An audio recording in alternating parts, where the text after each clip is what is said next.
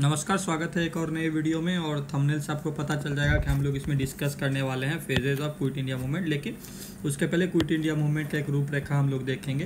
तो Cripps mission के failure के बाद, क्रिप्स मिशन कब आया था? तो ये आपको आया था कि मार्च 1942 को। और इसका फेल्योर के बाद डिसीजन होता है इंडियन लीडर के द्वारा कि क्विट इंडिया मूवमेंट को लॉन्च किया जाता है। तो एक जुलाई, क्या कहते हैं, जुलाई 1942 में CWC मतलब कांग्रेस कमेटी का CWC का मीटिंग बुलाया जाता है। कहाँ पर?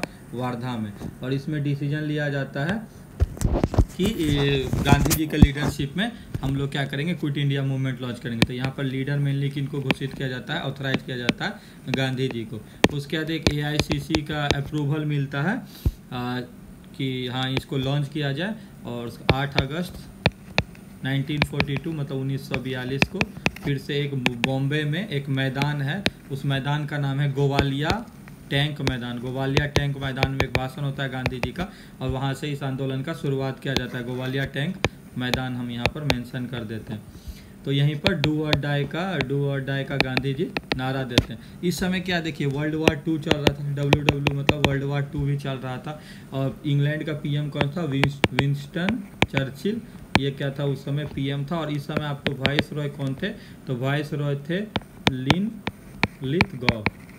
तो लिनलिथगॉ कहे भी थे इस मूवमेंट के बारे में। क्या कहे थे? इसका एक यहाँ पर से स्टेटमेंट इंपॉर्टेंट हो जाता है। स्टेटमेंट था इनका कि by far the most serious rebellion since 1857, rebellion since 1857। तो ये किसका था? ये इनका स्टेटमेंट था। किसके बारे में? तो ये क्विट इंडिया मूवमेंट के बारे में ये स्टेटमेंट दिए थे। ऐसा ये सीरियस रिवॉल्यूशन था, ठीक है, 1942 में ये लॉन्च। अब हम लोग देखेंगे इसमें जो डिफरेंट फेजेस था। तो फेज़ 1 में देखेंगे लॉन्चिंग कब होता है? अगस्त में होता है। अगस्त से मिड अगस्त का क्या दौर था? फेज़ 2 ये कैसा था? मिड अगस्त से सितंबर एंड। और फेज़ 3 में अक्टूबर ऑनवर्ड्स मतलब अक्टूबर के बाद का। तो सुमित सरकार अपने बुक में मेंशन करते हैं 3 phases of quit India movement. उसी को हम लोग एक्सप्लेन करेंगे और मेंस में इसको हम लोग यूज़ भी कर सकते हैं।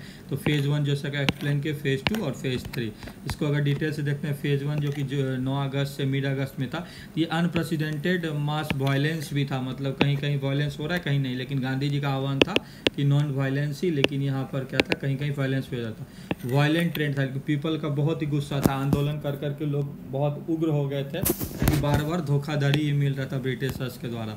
और अर्बन क्षेत्र में जहाँ पर एजुकेशन, लिटरेसी और सब चीज़ ज़्यादा उस समय के अनुसार हो गया था, उस क्षेत्र में इसका ज़्यादा था। ग्रामीण स्तर पर ज़्यादा ये नहीं पहुँचा था। स्ट्रॉन्ग सेंटर हम लोग बॉम्बे, कलकत्ता, पटना, लखनऊ, दिल्ली, नागपुर। क्या क्या रूप में हो रहा था? तो बॉयकॉट हो रहा था, पिकेटिंग, प्रोटेस्ट हो रहा है, क्लैशेस हो रहा है, जो भी है गवर्नमेंट, पुलिस, आर्मी, इस सब के बीच में। फेज़ 2 जो था ये थोड़ा सा देखते हैं हम लोग कैसा था। तो मिड अगस्त टू मिड सितंबर था, मतलब फेज़ 1 के बाद।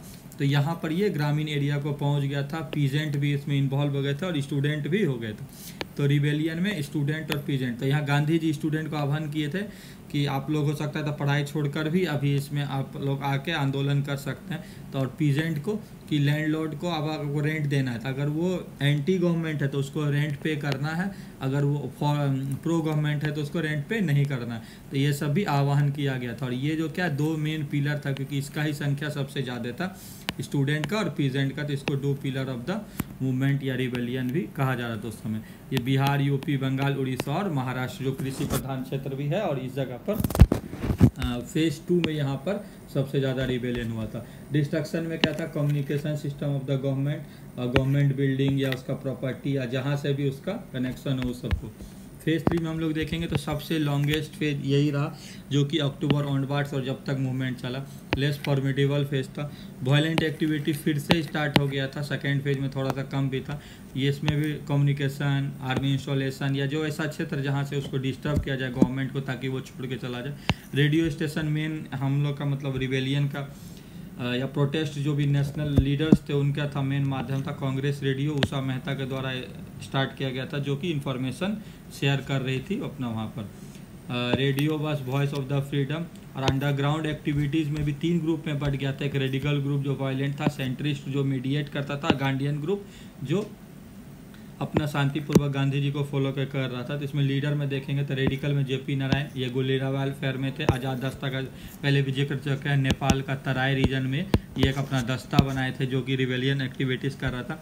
सेंट्रिस्ट में अरुणा असफ अली, कांग्रेस सोशलिस्ट, इनका था कि मोबिलाइजिंग वॉलेंटियर, कहाँ कैसे क्या काम करना है, बस मोबिलाइज करना था। और सुचिता कृपलानी गांधीयन ग्रुप में non violent and constitutional programme और जो भी मूवमेंट के तहत इनको सपोर्ट करके नेशनल फ्रीडम को पाना था। तो ये कुछ ऐसा था, इसको हम लोग 3 पेज में डिस्कस कर सकते हैं। वीडियो देखने के लिए धन्यवाद।